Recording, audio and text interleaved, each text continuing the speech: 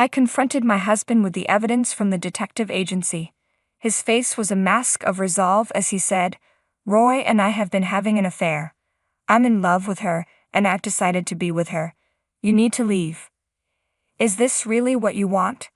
I asked, struggling to keep my voice steady. "It doesn't matter what happens next," he replied, his tone unyielding.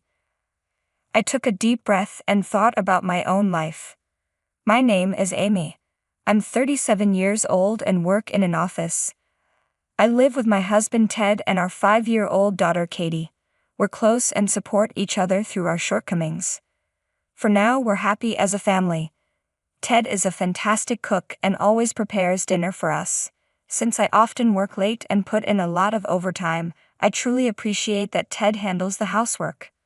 One day, my husband sustained an unexpected ligament injury. He decided to play basketball with friends for the first time in ages, pushing himself to make a shot despite not having exercised regularly since starting his job.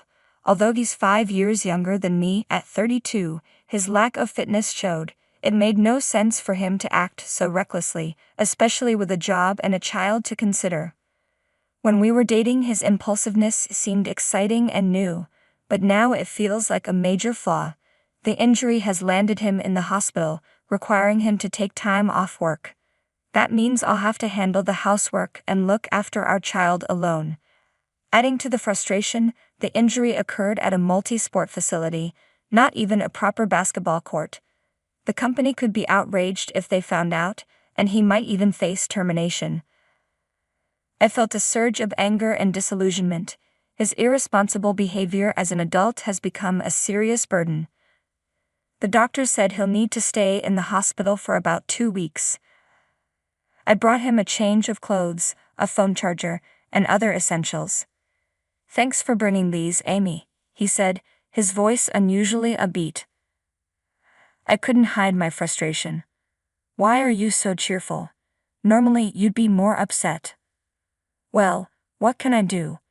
It was an accident. Plus I'll use my paid vacation days, so it'll be fine." "Fine. If it weren't for your injury, you could have saved those vacation days for something important like our daughter's kindergarten event or a family trip. That's what they're meant for. Now your coworkers and bosses will have to pick up the slack because you can't come to work. As for our daughter, I'm grateful my mom could step in and help with her. Without her, I wouldn't be able to manage my overtime, and it would create more problems at work. You need to realize the impact of your actions on everyone around you." I must have been really angry because my complaints just spilled out. My husband looked regretful and said, "I'm sorry." "Maybe I overreacted a bit," I admitted, trying to calm down.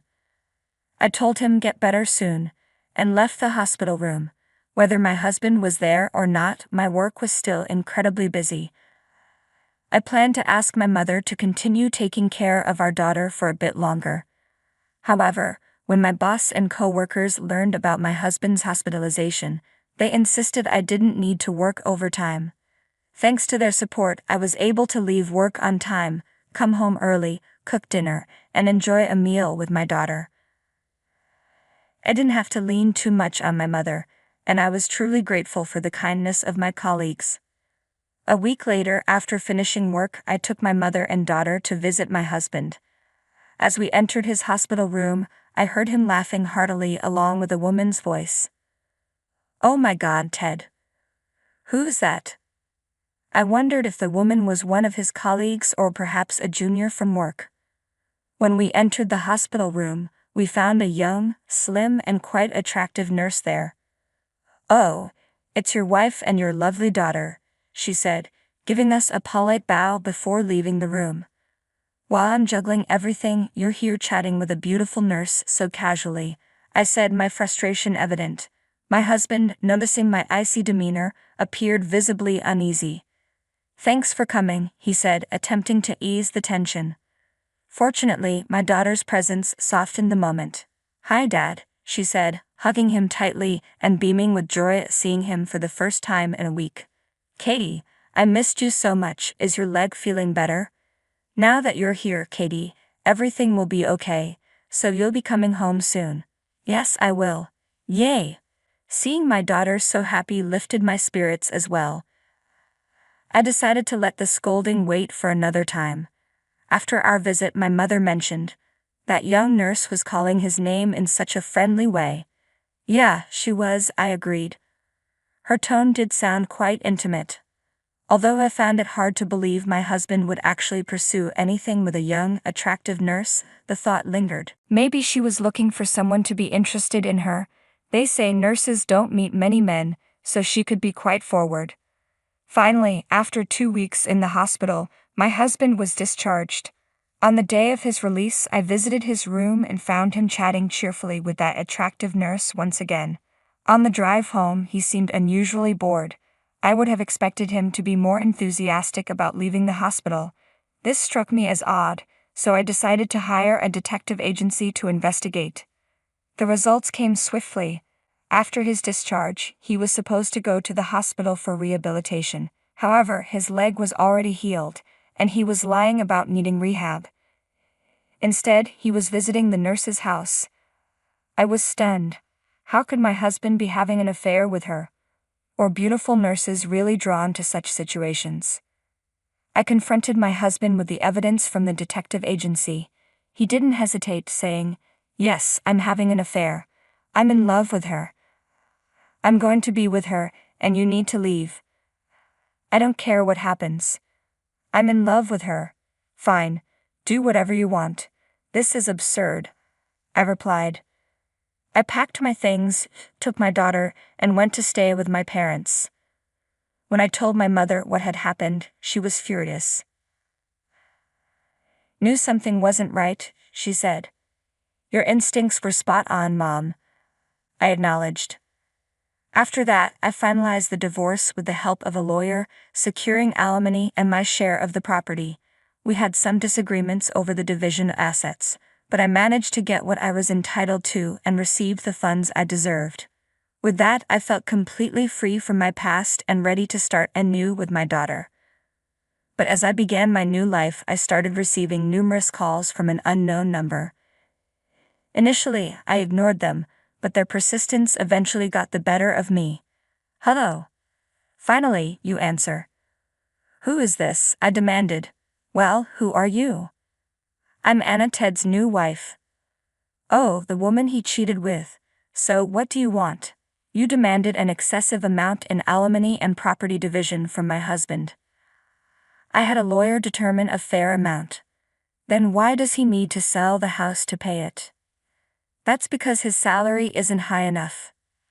"How can his salary be low if he works for a foreign invested company?"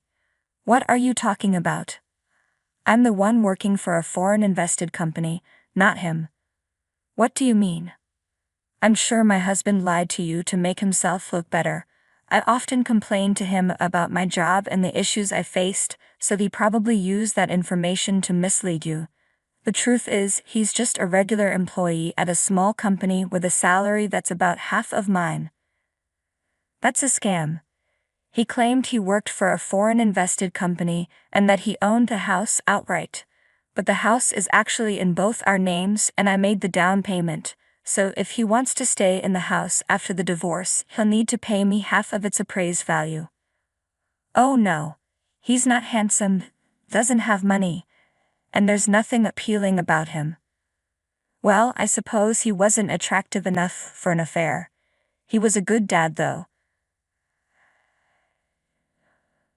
Care how good he is with kids. He cheated on me."